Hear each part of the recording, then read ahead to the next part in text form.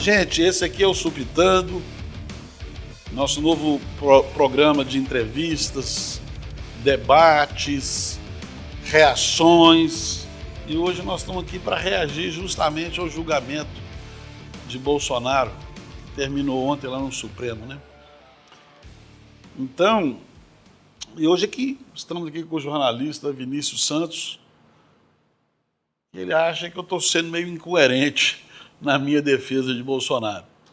Como é que é, Vinícius? Doutor, primeiramente, parabenizar pelo programa. Eu tenho certeza que muita gente vai vir aqui para trazer debates importantes para o norte de Minas e para o Brasil. Com relação a esse julgamento que foi encerrado agora e que está levantando diversos debates polêmicos aí pelo Brasil, o senhor já falou comigo que Bolsonaro não foi julgado, ele foi linchado. E o senhor, que se considera um democrata, foi um juiz tão rigoroso ao longo de sua carreira, como que é? O senhor agora está defendendo esses que foram julgados como golpistas, os vândalos que atentaram contra a democracia. O senhor está defendendo esse pessoal? De jeito nenhum, Vinícius. Não se trata disso. Mas não há nisso nenhuma incoerência da minha parte. Porque incoerente eu seria se eu defendesse a injustiça, né? Eu não vou definitivamente defender a injustiça. Porque, vamos ser objetivos, você acha que tem alguma lógica? Aliás, quem que é o maior inimigo de Bolsonaro que você conhece? Politicamente o Lula, né? Sim, e o Bolsonaro foi julgado por 2 juízes colocados lá pelo Lula agora, justamente para quê? É lógico. Foram colocados lá para condenar o Bolsonaro. Você acha que isso é julgamento? Como que o senhor avalia, então, os posicionamentos desses juízes que votaram? O que mais divergiu foi o Fux. Como que o senhor analisa o voto dele? Olha, os outros, eu nem diria que são juízes, né? Porque juiz, na definição propriamente jurídica, é aquela pessoa que julga com imparcialidade, julga com a lei.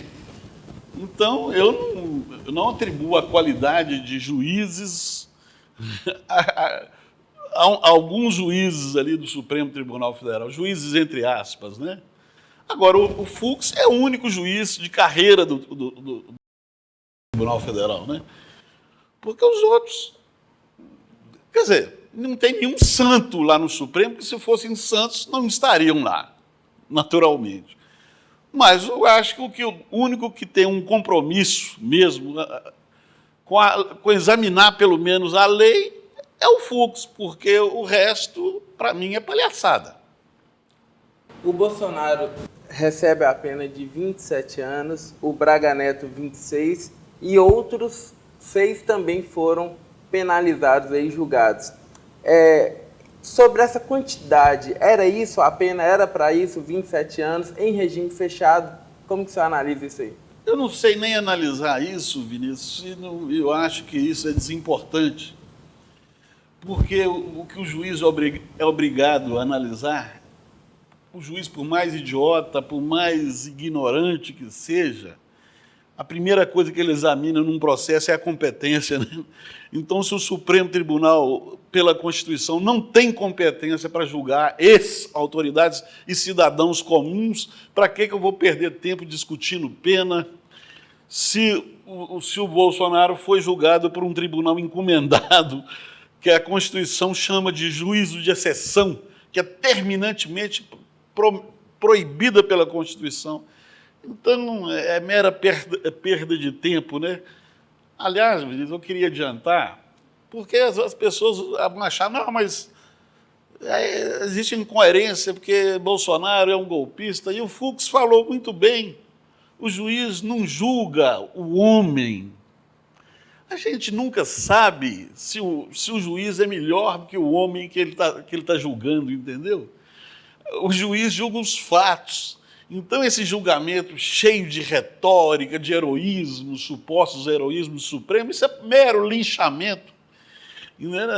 Eu não tenho nenhuma dúvida, francamente, que Bolsonaro é golpista. Não acredito na sua inocência, nunca votaria nele e tenho nojo dessa família de aloprados que, inclusive, estão desejando jogar o Brasil numa guerra contra os Estados Unidos, né? Mas, mesmo assim, mesmo o Bolsonaro, ele tem o direito a um julgamento imparcial. E isso ele não teve no Supremo. Quem não reconhecer isso é um safado ou um idiota, né? E o senhor comenta essa situação da família Bolsonaro, o senhor já analisou a situação do Supremo, com relação especificamente ao Eduardo Bolsonaro, que está lá nos Estados Unidos tentando várias articulações. Como que o senhor avalia isso? É para o governo dos Estados Unidos tomar alguma medida? Se tomar, vai prejudicar o Brasil para tentar salvar a família? Como que o senhor analisa esse posicionamento de buscar um apoio do presidente americano? Olha, sob o ponto de vista pessoal, ele tem motivos, né? Porque, naturalmente, eles estão sendo submetidos aí a um linchamento. Mas isso não justifica de forma nenhuma, né, essa incitação que os Estados Unidos ajam com o Brasil, prejudicando todos os brasileiros, para uma disputa que é meramente uma disputa de poder, né? Então, na verdade, não existe. O povo brasileiro caiu nessa bobagem de acreditar que Bolsonaro é um antissistema. Na verdade, isso é uma grande farsa, uma grande bobagem, que Bolsonaro e a família dele viveram sempre muito dentro do sistema, ali, enfronhados dentro do sistema, levando vantagens, vivendo de rachadinhas. Bolsonaro não tem uma atitude antissistema, é só conversa fiada, porque todas essas pessoas que estão sendo julgadas por esses atos supostamente antidemocráticos foram julgados por uma lei assinada por ele, uma lei absurda, assim, que foi encomendada. Então,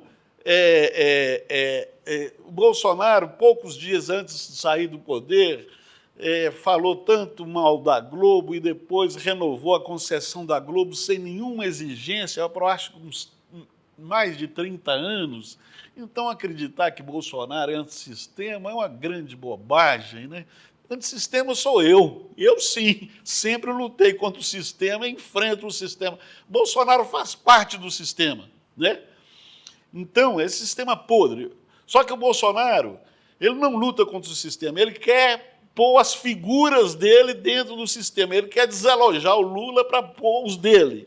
Isso é uma briga de concorrência, querendo eliminar o outro. Mas isso não é briga de justiça nenhuma, nem o Supremo tem moral para falar em democracia. Vê você, Vinícius, quem está se batendo no peito, falando que é herói da democracia, que o Supremo vai salvar. Gilmar Mendes, reconhecidamente o juiz mais desonesto que o Brasil já teve, né? A Globo, que notoriamente nunca teve apreço pela democracia, como, aliás, a grande imprensa nacional, todos eles agora defendendo ardorosamente a democracia, essa camarilha de ladrões que acabaram de ser expostos aí na Lava Jato por roubarem dinheiro público assim, escancaradamente. Todo mundo agora favorável a essa defesa da democracia. Isso aí está mais para quadrilha, não está, não? Mas são dois ex-presidentes que foram presos. O Lula foi preso e agora o Bolsonaro é condenado.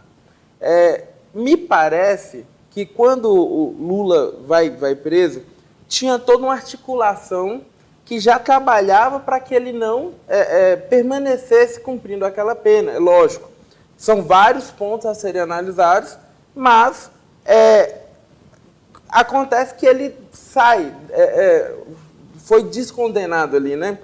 Com relação ao Bolsonaro, descondenado. Com relação ao Bolsonaro, o senhor sente que essa condenação, os aliados vão trabalhar por uma descondenação? O senhor sente que tem uma articulação para que ele não cumpra esses 27 anos preso? Como que o senhor vê esse cenário? O senhor acha que não tem jeito, como foi no Supremo Tribunal? O senhor acha que não tem jeito, vai cumprir a pena? Ou pode alegar uma questão de saúde? Como que você analisa em termos de vai ficar preso? Eu analiso com obviedade. O que é óbvio? Me perguntaram mais de 1000 vezes se o Lula ficaria preso. Eu sempre disse que não. Em algum momento se daria um jeito para ele sair. O Collor acabou de ser condenado pelo Supremo, ele ficou preso? Você já viu alguém mesmo pagar pena no Brasil, a não ser aqueles esfarrapados lá do 8 do 1? Pô, acreditar que o Bolsonaro vai ser preso?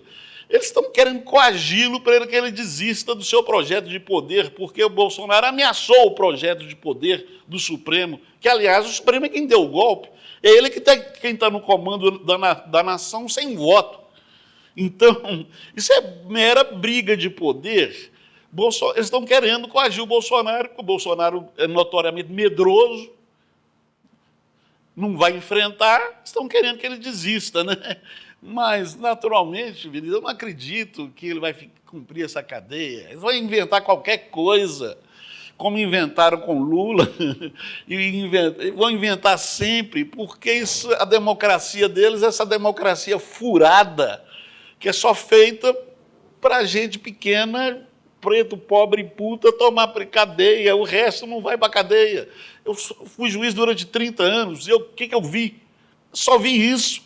Agora eu vou acreditar que essas pessoas que nunca tiveram nenhum apreço pela lei, pela democracia, agora vão posar de defensores, heróis da democracia.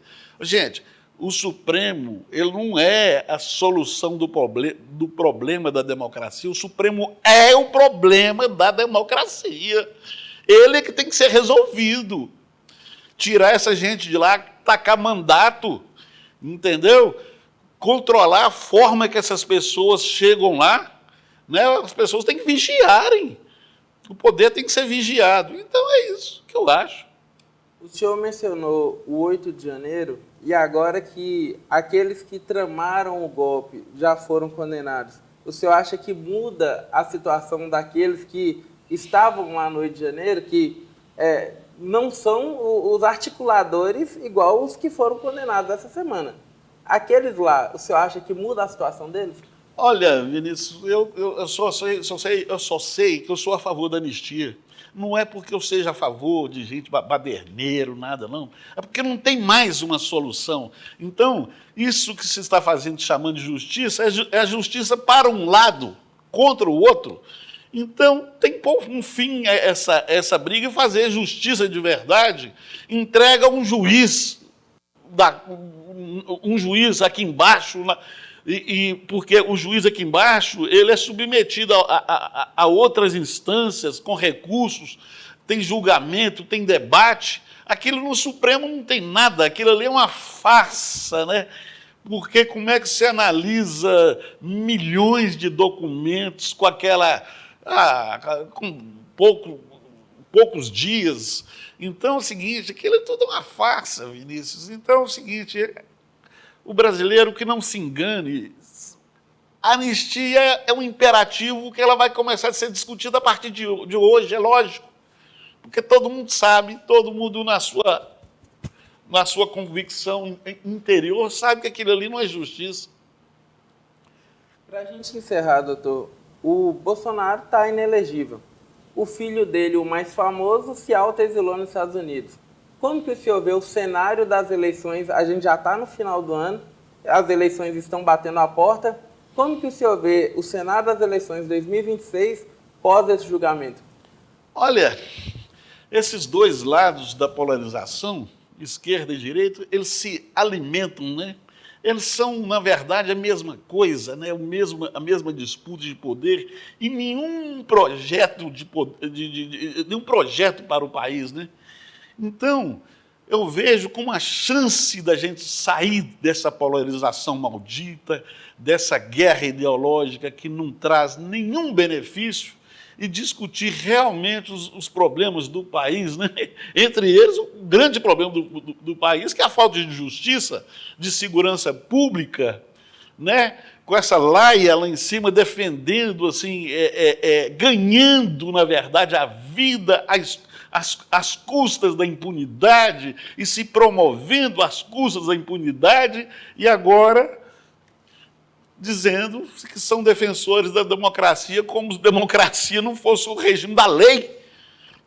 Num país sem lei, como é que nós temos democracia?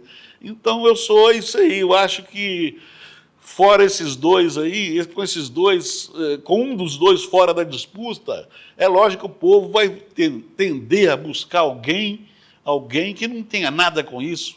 É o que eu espero do Brasil. Eu agradeço o senhor o convite para a gente bater esse papo aqui. Com certeza é o assunto que está sendo mais falado nesse final dessa semana e surgindo mais atualizações, novos fatos. Não só eu posso voltar aqui para conversar com o senhor, mas a gente também pode receber pessoas que queiram dar sua opinião com coerência sobre todo esse julgamento, todos esses fatos que marcaram o Brasil nesse ano de 2025. Afinal de contas, tem um lugar vago ali, né? Quem se candidata, né? Obrigado.